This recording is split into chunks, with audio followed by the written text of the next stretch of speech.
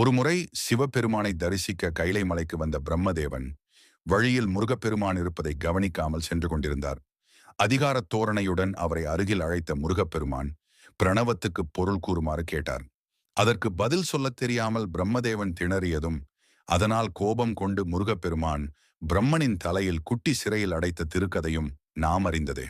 அப்படி பிரம்மனிடம் கேள்வி கேட்ட அதிகாரத் தோரணையுடன் இடுப்பில் கரங்களை வைத்து கம்பீரமாக நிற்கும் திருக்கோலத்தில் முருகப்பெருமான் அருளும் கோயில் இது. ஆகவே இங்கு வந்து அவரை தரிசிக்கும் அன்பர்களுக்கு அதிகாரம் மிகுந்த பதவிகள் வாய்க்கும். ஏற்கனவே பதவியில் உள்ளோருக்கு பதவி உயர்வுகள் கிடைக்கும் என்பது பக்தர்கள் நம்பிக்கை. அதேபோல் சம்வர்த்தனர் என்ற பக்தருக்காகவே முருகன் இங்கே கோயில் கொண்டார் என்றும் அந்த பக்தருக்காக பாலநதி எனும் தீர்த்தத்தை இங்கு ஏற்படுத்தினார் என்றும் தலபுராணம் விவரிக்கிறது. இந்த தலத்து முருகனுக்கு வேறொரு சிறப்பும் உண்டு. என்ன தெரியுமா? அலங்கார கோலத்தில் மூலவர் முருகப்பெருமானை தரிசிக்கும் போது காலை வேளையில் பாலனாகவும், நண்பகலில் வாலிபனாகவும், மாலையில் வயோதிகனாகவும் காட்சி தருவது சிறப்பம்சமாகும். அந்நியருக்கும் அருளியவர் இந்த ஆண்டவன் என சிலிர்ப்புடன் விவரிக்கிறார்கள் உள்ளூர் பக்தர்கள்.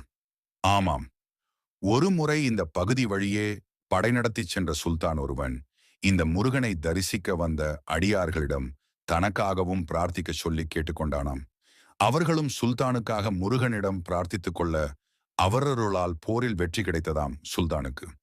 அதற்கு நன்றி கடனாக சுல்தான் முருகனுக்கு கோயில் எழுப்ப நிலம் வழங்கியதாக சரித்திர தகவல்கள் சொல்கின்றன.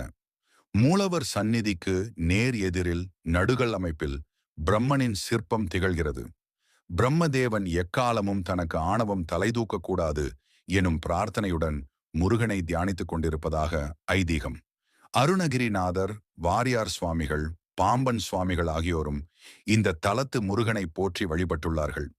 இப்படி அற்புத மகிமைகளோடு அழகன் முருகன் அருள்பாலிக்கும் இந்த கோயிலுக்கு தொடர்ந்து 3 வெள்ளி அல்லது செவ்வாய்க்கிழமைகளில் இங்கு வந்து நெய் தீபம் ஏற்றி முருகனை வழிபட பதவி உயர்வும் புத்திர பாக்கியமும் கிடைக்கும் என்பது நம்பிக்கை.